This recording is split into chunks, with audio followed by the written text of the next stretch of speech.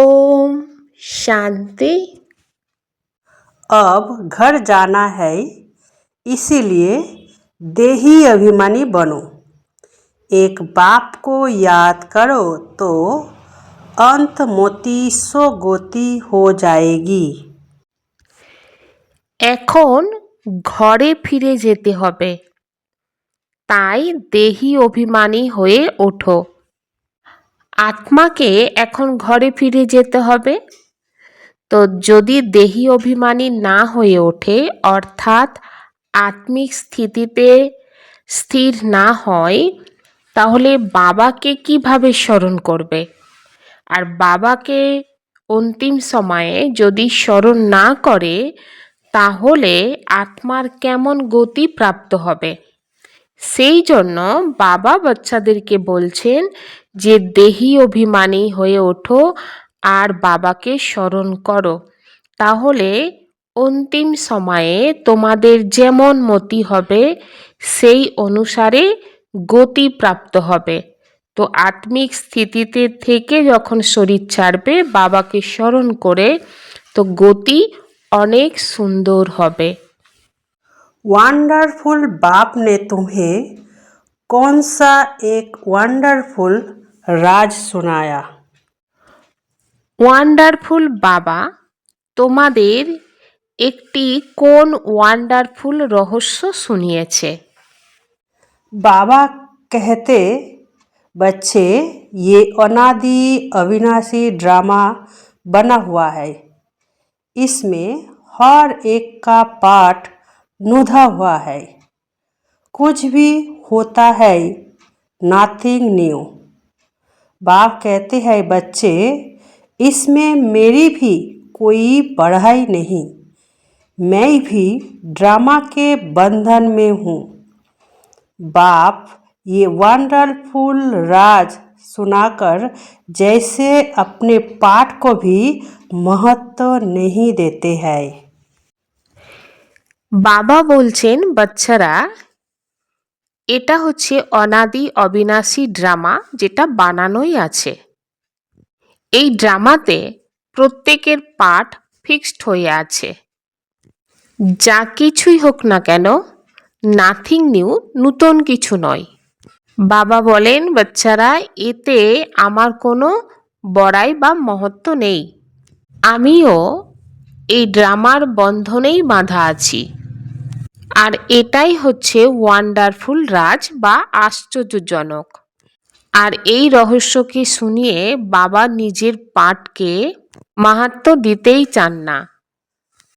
বাবা বাচ্চাদেরকে বলছেন যে বাচ্চারা অবশ্যই এখন বুঝে গিয়েছে, কল্পের পরে এসে বাবা আমাদেরকে অনেক ধনবান সুস্থ সবল বানায়, পবিত্রতা এবং সুখ শান্তির সম্পদ দেন। যেমন দুনিয়াতে ব্রাহ্মণ লোক আশীর্বাদ দেয়। কি আশীর্বাদ দেয়? আয়ুষ্মান হও, ধনবান হও, পুত্রবান হও।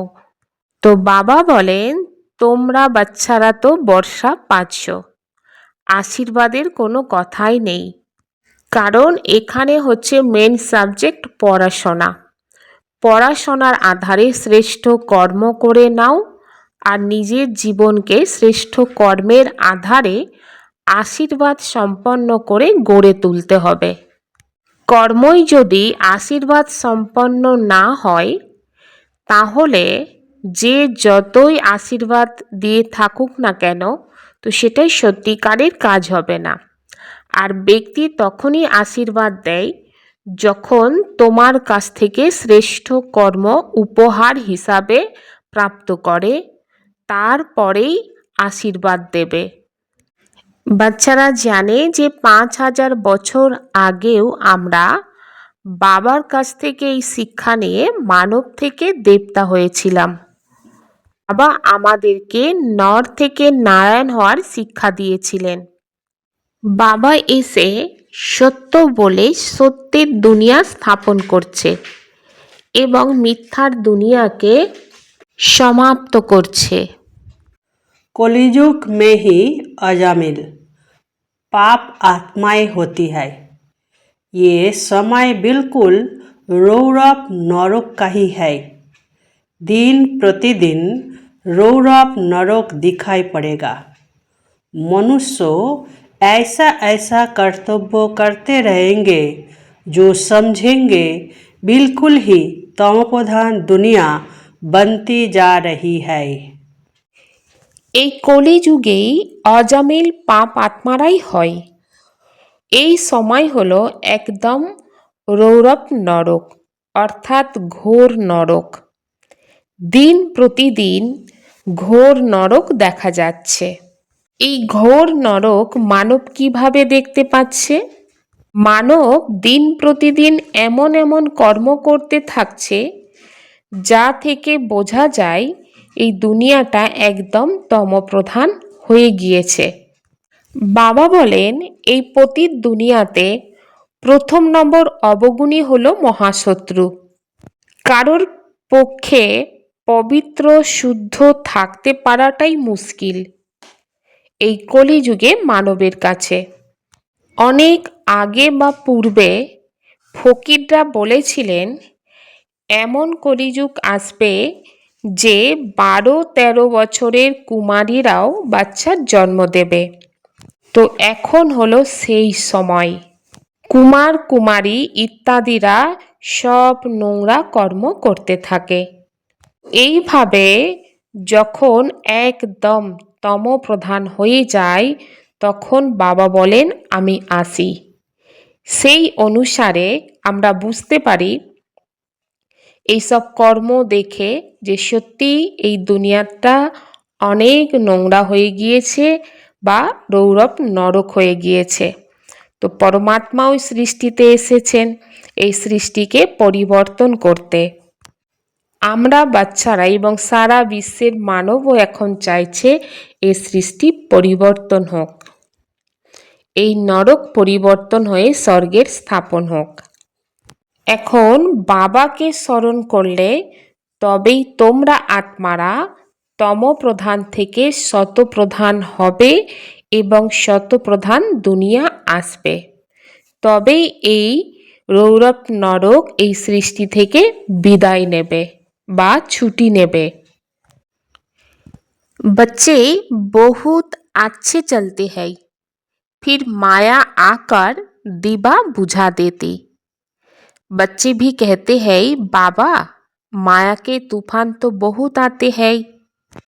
तूफान भी अनेक प्रकार के बच्चों के पास आते हैं। বাচ্চারা অনেক ভালো করে এই ঈশ্বরীয় রাস্তায় চলতে থাকে। ফিরে মায়া এসে আত্মারূপী দীপককে বুঝিয়ে দেয়। কেন বুঝিয়ে দেয়? কারণ মায়া অনেক তুফান নিয়ে আসে, আর সেই তুফানেতে বাচ্চা যখন লড়াই করার ক্ষমতা বা শক্তিকে হারিয়ে ফেলে তখনই আত্মারূপী দীপককে মায়া বুঝিয়ে দেয়। তো কখন হারাতে পারে বাচ্চাকে? যখন বাচ্চা শ্রীমতে কোনো গাফলতি করতে থাকে, অর্থাৎ শ্রীমতকে ঠিকঠাকভাবে যখন পালন করে না বা মান্য করে না। বাবাকে স্মরণ করতে করতে স্মরণের যাত্রা ছেড়ে দেয়, তখন মায়া অনেক বড় তুফান নিয়ে এসে আত্মারূপী দীপককে বুঝিয়ে দেয়। এই কারণে বাবা বাচ্চাদেরকে বলেন 5 অবগুণরূপী দুশ্মন থেকে নিজেকে সামলে রাখো আর বাবার স্মরণে থাকো, তাহলে তুমি আত্মা অনেক মজবুত বা শক্তিশালী হয়ে যাবে। বাবার ইয়াদে থেকে দেহি অভিমানী হওয়ার অভ্যাস করো। এটাই হচ্ছে বাবার শিক্ষা বা শ্রীমত। দুনিয়াতে কোনো গুরু গোসাই কেউ কখনোই বলেনি যে তুমি আত্ম অভিমানী হয়ে বসো, দেহের ভানকে ভোলো। छोटे बच्चे को कुछ भी पता नहीं रहता है, इसीलिए उनको महान आत्मा कहा जाता है। 5 विकारों का उनको पता ही नहीं रहता, इसीलिए छोटे बच्चों को पवित्र कहा जाता है। इस समय तो कोई पवित्र आत्मा हो नहीं सकती, छोटे से बड़ा होगा फिर भी पतित तो कहेंगे ना। ছোট বাচ্চাদের কিছু জানা থাকে না, সেই জন্য তাদের মহানাত্মা বলা হয়। 5 বিকারের ব্যাপারেও তাদের জানা থাকে না, তো ছোট বাচ্চাদের পবিত্র বলা হয়। এই সময় তো কেউ পবিত্র আত্মা হতেই পারে না। তো কেন হতে পারে না?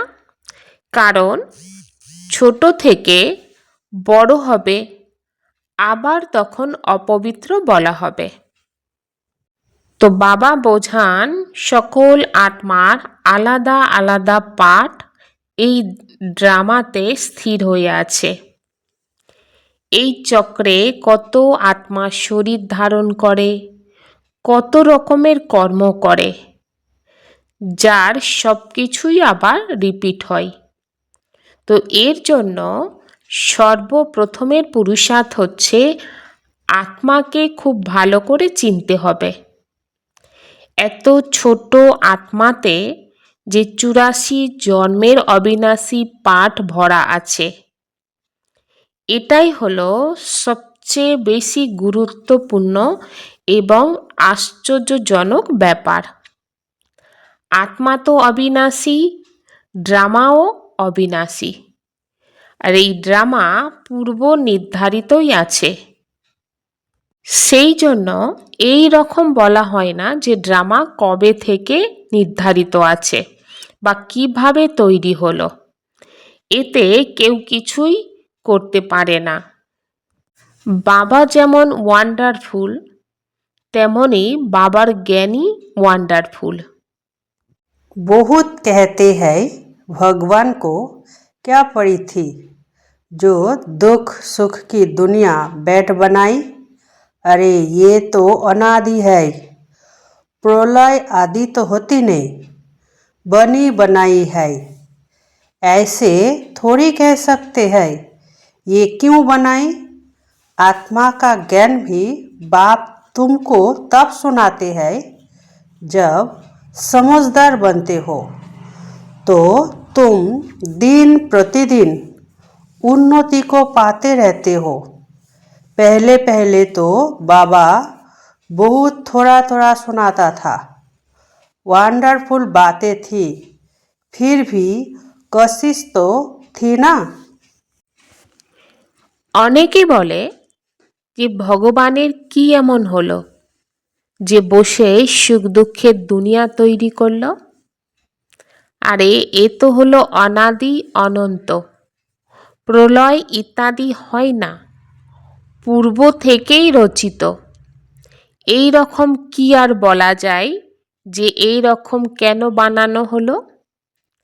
আত্মার জ্ঞানও বাবা তখনই শোনায় যখন তোমরা সুবুদ্ধি সম্পন্ন হও, কারণ সুবুদ্ধি সম্পন্ন আত্মারাই ঈশ্বরীয় জ্ঞানকে ধারণ করতে পারে, অধ্যয়ন করতে পারে। বাকি তো কুবুদ্ধি সম্পন্ন আত্মারা এক এই জ্ঞানকে নিতে পারে না, দ্বিতীয়ত ভাবে এই সব কিছু হচ্ছে কল্পনা। তো যত দিন যাচ্ছে তোমরা উন্নতিকে প্রাপ্ত করছো, অর্থাৎ জ্ঞানের গভীরে পৌঁছাচ্ছ, রহস্যকে বুঝতে পারছো। প্রথম দিকে তো বাবা বাচ্চাদেরকে খুব অল্প অল্প শোনাতেন, কিন্তু আশ্চর্যের ব্যাপার ছিল এটাই, তবুও আকর্ষণ ছিল সেই জ্ঞানের মধ্যে, আর ওটাই আকৃষ্ট করত বাচ্চাদেরকে। হাটটিরও আকর্ষণ ছিল। শাস্ত্রের মধ্যে আবার দেখিয়েছে যে কৃষ্ণকে কংসপুরী থেকে বের করে নিয়ে গিয়েছে। এখন তো বাচ্চারা তোমরা জানো যে কংসপুরী ইত্যাদি তো সেখানে হয় না, বরঞ্চ কংস, অকাসুর, জরাসন্ধি সব কিছুই যে রাক্ষসদের কথা বলা হয়েছে, এই অবগুণগুলো আজকের মানবের মধ্যে বিরাজ করেছে। বাকি এই নাম সম্পন্ন কোনো একজন খাস কোনো ব্যক্তি বা কংস এরকম ছিল না। এবং কৃষ্ণ যেখানে থাকে সেটা তো বৈকুণ্ঠ, এবং বৈকুণ্ঠে এই রাক্ষস বা অকাসুর বকাসুর থাকবে না। तुम जानते हो पहले हम बंदर से भी बदतर थे। अब बाप मंदिर लायक बना रहे हैं। जो अच्छे अच्छे बच्चे हैं उनकी आत्मा रियलाइज करती है।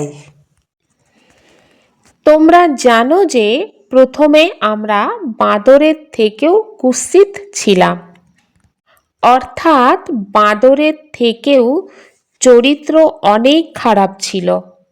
এমনিতেই বলা হয় বাঁদর 5টা অবগুণে একদম জর্জরীভূত থাকে, তো মানবও কিন্তু বাঁদরের থেকেও অনেক খারাপ চরিত্রের হয়ে গিয়েছিল।